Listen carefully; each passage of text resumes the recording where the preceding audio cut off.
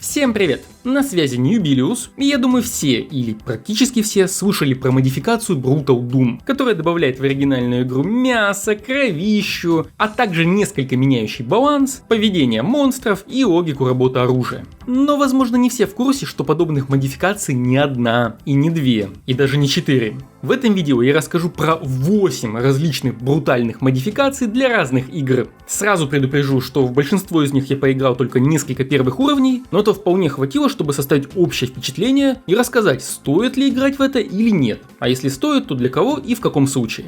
И первая подобная модификация – Brutal Doom 64. В качестве основы она, как и Brutal Doom, использует движок Z-Doom или GZ-Doom, и на первый взгляд она делает то же самое, то есть добавляет мясо, кровищу, а также немного меняет логику работы оружия и поведение врагов. Но есть важный нюанс. Brutal Doom меняет сложность игры, а Brutal Doom 64 нет. Я не до конца понимаю, как им это удалось, но похоже, они не стали делать монстров более озверевшими, по крайней мере на среднем или чуть выше среднего уровня сложности. Это все тот же Doom 64, но с новым уровнем кровавой эстетики. Пожалуй, единственное, что здесь нужно уточнить, это модификация для Doom 64, который был портирован любителями этой игры задолго до появления официального порта. Но насколько я знаю, фанатский порт сделан очень хорошо и очень точно, поэтому, если любите оригинал, настоятельно рекомендую попробовать и Brutal Doom 64. Следующая модификация – Brutal Wolfenstein 3D. Модификация эта сделана не для оригинального движка Wolfenstein, а опять-таки для движка Z-Doom или GZ-Doom. И, пожалуй, чтобы не повторяться, все последующие брутальные модификации для игр, которые в основе своей использовали движок Doom, тоже используют Z-Doom или производные соцпорты. В данном случае же получается, что авторы сначала воссоздали на движке Doom все элементы оригинального Wolfenstein, то есть заново сделали карты, перетащили текстуры, привнесли всех недостающих врагов, вытащили нужные звуки и так далее. А после этого сверху натянули брутальную составляющую, то есть добавили очень много новых видов оружия, спецэффекты того, как это оружие работает, здесь теперь есть гранаты, пинок и все необходимое, за что мы и любим оригинальный Brutal Doom. Но как обычно есть нюанс. Мне показалось, что Brutal Wolfenstein 3D сложнее Brutal Doom, и это при игре на среднем уровне сложности. Пожалуй, здесь сыграла роль то, что в Думе довольно много монстров, которые используют либо рукопашные атаки, либо атакуют с помощью прожектайлов. Враги с хитскан пушками там тоже есть, но все-таки их не большинство. В Wolfenstein же практически все враги, кроме некоторых боссов, используют именно хитскан пушки. И в брутальной модификации, как мне показалось, они стреляют точнее и реагируют быстрее. В результате, для того, чтобы эффективно играть на среднем или высоком уровне сложности в Brutal Wolfenstein 3D, нужно действовать очень аккуратно. Аккуратненько из угла открывать двери, высовываться по чуть-чуть, постоянно прятаться, уходить за укрытие, что, на мой вкус, несколько противоречит самой идее подобных брутальных модификаций. Мы добавили кучу мяса и прочего, а теперь играйте аккуратненько. Меня это несколько сбивает с панталыку. С другой стороны, авторы улучшили игру и по другим параметрам. Например, оригинальные уровни Wolfenstein 3D все были плоские, то есть в них не было спусков и подъемов. Здесь изредка спуски и подъемы встречаются в формате лифтов. При этом, насколько я понял, собственно, сама карта не поменялась, то есть вы можете идти через те же самые проходы, по тем же самым коридорам и оказываться в тех же самых местах. Сама карта не усложнилась именно с точки зрения навигации, но с точки зрения ощущения, самопоявления вот таких вот лифтов работает на атмосферу. Это круто. Часть фоновых объектов можно разрушать пинками или выстрелами, и в некоторых случаях я этому был очень сильно удивлен, происходило это неожиданно из-за пропущенного выстрела и опять-таки работало на атмосферу. Бочки, которые можно было взрывать в Думе, но нельзя взрывать в Wolfenstein 3D, в Brutal Wolfenstein взрывать можно. Но при этом, повторюсь, усложнение игры мне лично не совсем по вкусу. Вы не можете просто ворваться в толпу врагов с пулеметом наперевес. Ну, точнее, технически говоря, можете, но скорее всего вас очень быстро уложат. Да, это работает опять же на реалистичность, но ё-моё, игры на движке Дума и реалистичность, мне кажется, это все-таки вещи из каких-то параллельных вселенных, нет? Тем не менее, если вы любите брутальные моды и хардкор, эту модификацию я вам все-таки рекомендую. Если же вы больше любите веселые пострелушки, где можно уворачиваться от врагов, а не прятаться за укрытие, то я, пожалуй, посоветую пройти мимо этой модификации стороной. Следующая модификация – Brutal Heretic RPG. За основу взята игра Heretic, сделанная компанией Raven, и про эту игру у меня есть отдельный выпуск. В данном случае же мы, повторюсь, говорим только о модификации. И это очень крутая модификация. Да, в основе своей она опять-таки добавляет кровищу, мясо, причем на мой вкус мясо какое-то слишком гротескное, что ли. Не думал, что я скажу это, но по-моему в этой игре слишком много мяса. Возможно, это из-за того, что немало врагов являются летающими, и при падении мясо от трупов разлетается во все стороны, но, повторюсь, местами это смотрится странновато. Тем не менее, очень круто работает та самая заявленная в названии RPG составляющая. Механика работы всего оружия заметно переделана. Теперь пушки меняют логику работы по мере накопления уровней. Скажем, в том же арбалете меняется количество снарядов, вылетающих за один выстрел и так далее. Уровни мы набираем за экспу мы получаем исключительно за убийство врагов. Тут все стандартно. Но что еще круче, по мере набора уровней открывается доступ к альтернативным режимам стрельбы. Не тем альтернативным режимам стрельбы, которые активируются, когда мы используем магическую книгу. Нет, это именно альтернативные режимы, которые доступны нам всегда, после набора определенного уровня. Добавим к этому то, что сложность игры практически не поменялась, и что большинство врагов используют те самые прожектайлы, получаем замечательное, веселое, кровавое мочево. То, что нужно. Да еще и в фэнтезийном сеттинге. Вы вот много знаете шутеров в фэнтезийном сеттинге? Я нет. Поэтому настоятельнейшим образом рекомендую. Ну и еще один забавный момент. В этом моде часть фоновых объектов и предметов заменена на воксельные модельки. Не спрашивайте меня зачем, я не знаю. На атмосферу и геймплей это особо не влияет, но почему бы и нет. Далее у нас логично идет Brutal Hexen RPG. И вот с этой модификацией опять-таки не все однозначно. Понимаете, мне показалось, что в данный момент нормально сбалансирован здесь только один персонаж – воин. При старте за него нам дают оружие на выбор, и общее ощущение между получаемым уроном и наносимым кажется более-менее адекватным. Попытка же поиграть за местом мага у меня на старте закончилась вот так. Причем запустил я это всего лишь на среднем уровне сложности.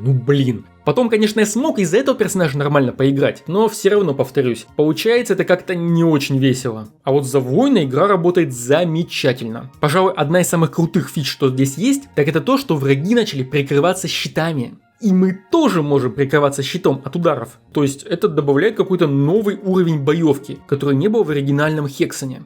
И так же как в предыдущей игре здесь есть набор уровней, причем проработанный еще более глубоко. Мы реально после получения нового уровня можем распределять очки по характеристикам. Но для меня это не самая интересная фишка, да и в принципе Хексен я уважаю на расстоянии, поскольку эта игра очень сильно основана на лабиринтах и на том, что мы будем постоянно бэктречить, ходить на разные карты в произвольном порядке, возвращаться, находить, в какую же карту мы должны пойти. Я небольшой любитель такого развлечения, даже несмотря на фэнтезийный сеттинг. Да и рукопашное в шутерах, на мой взгляд, хорошо получается не то чтобы очень часто. Тем не менее, на мой вкус, это довольно интересный пример подобной модификации, работающий в целом неплохо. Поэтому, если вы хотите активно пофехтовать в Хексене, и при этом вам нравится мясо и сложные лабиринты, то Brutal Hexen RPG определенно ваш выбор.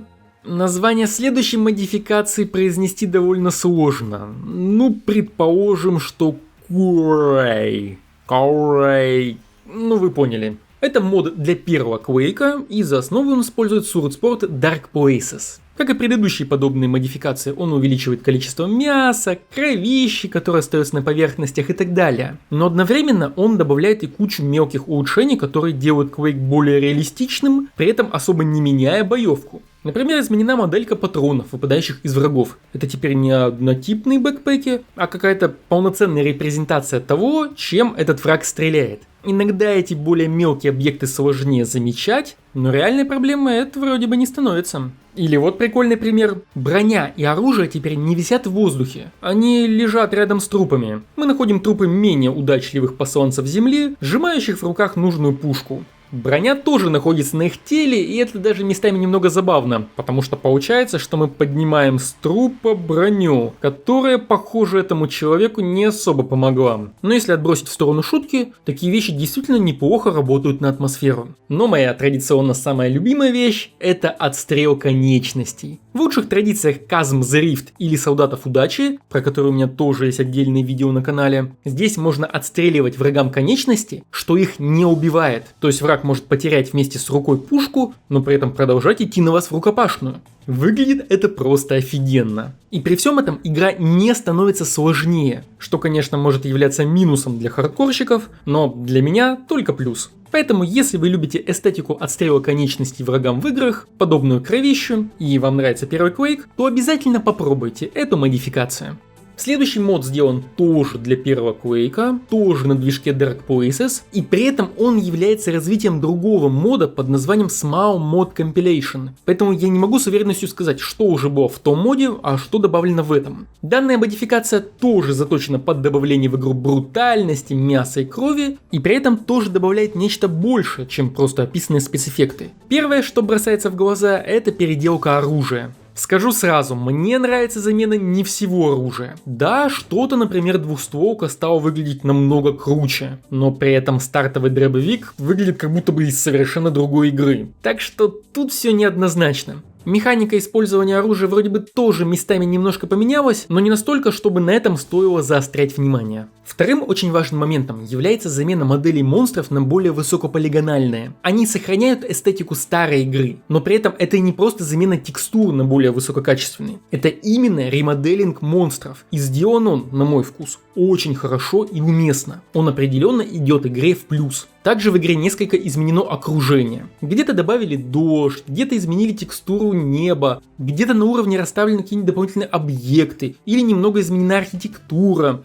В общем, ничего такого, чтобы радикально меняло уровень, но при этом ты ходишь и понимаешь, что-то здесь изменилось и, как мне кажется, к лучшему. Местами оформление изменено более радикально. Например, в оригинале здесь дверь просто открывалась, а теперь она выбивается монстрами с той стороны. Довольно-таки эффектно. Также в этом конкретном месте можно встретить нового монстра. Да, разглядывать его долго не получится по понятным причинам, но сам факт. Таким образом, в целом модификация Quake 1.5 дает примерно то, что и обещала. Здесь есть новое оформление уровней, новые монстры, новый внешний вид старых монстров. И все это более или менее сохраняет оригинальную эстетику, ну кроме некоторых пушек. Так что если уже многократно вдоль и поперек исходили первый Quake 1.5 вам тоже очень наверняка придется по душе. Это все еще та самая старая игра, которая вместе с этим модом может дать вам множество новых ощущений.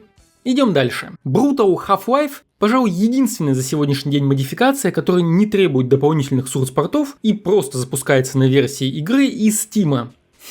Знаете, наверное, здесь могла бы быть какая-нибудь шутка про сурс-порты, Gold Source, обычный Source, но я ее не придумал, так что если вы надумаете, пишите в комментариях.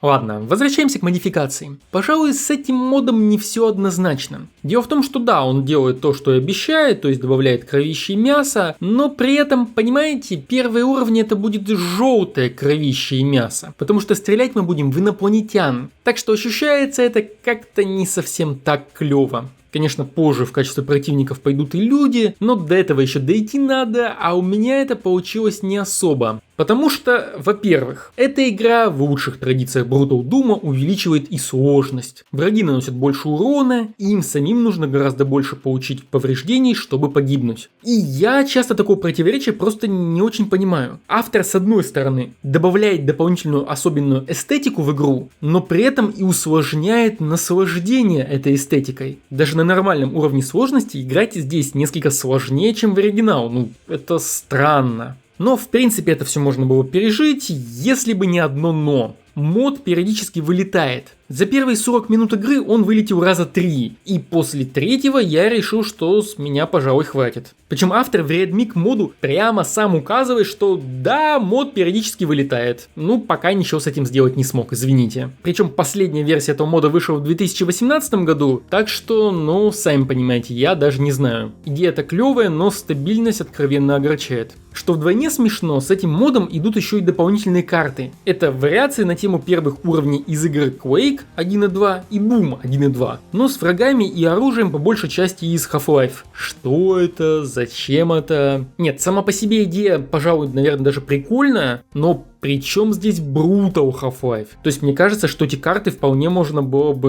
отдельно распространить от этого мода. Они ничего не приносят в основной геймплей, они просто есть сбоку от основного сюжета. Просто со стартовой карты мода вы можете начать проходить Half-Life, а можете посмотреть эти вот карты. Понятно, что этот мод, как и все остальные модификации в этом списке, созданы на добровольных началах, совершенно бесплатный, и что-то требовать от автора странно, но при этом и рекомендовать вам играть в мод, который периодически вылетает, я при всем желании не могу. Ссылка, естественно, будет в описании, можете попробовать, но я предупредил.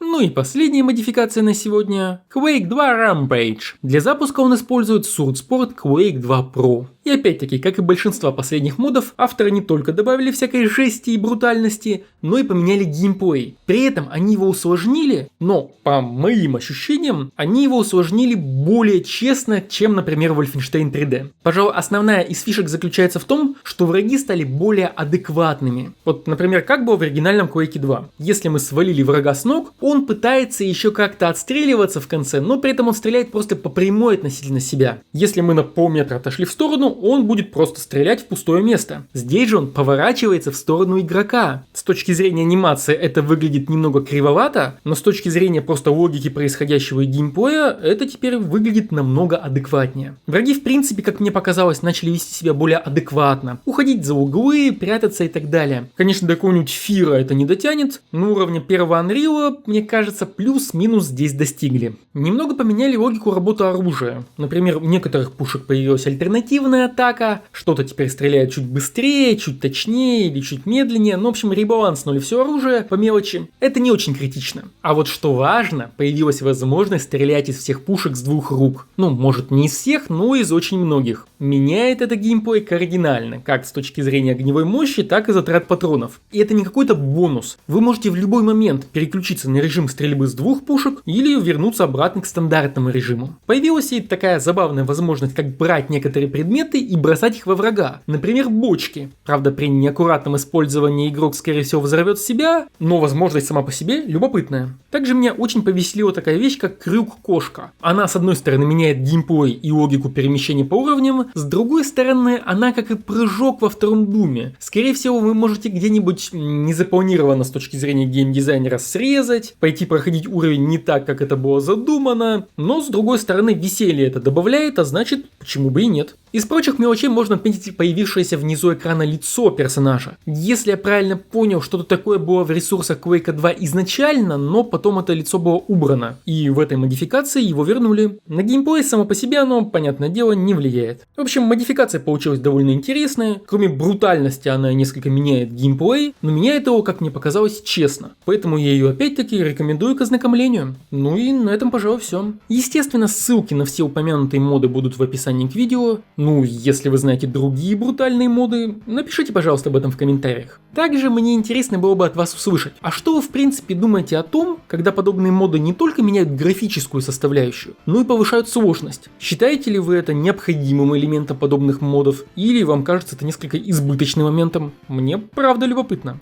Ну а пока, спасибо за внимание и до скорой встречи. Пока! Новые выпуски передачи выходят при поддержке зрителей, в том числе с помощью сервиса Patreon. Также очень помогает, когда вы ставите лайки, подписываетесь на канал, не забывайте про колокольчик и делитесь видео с друзьями. Спасибо за вашу поддержку.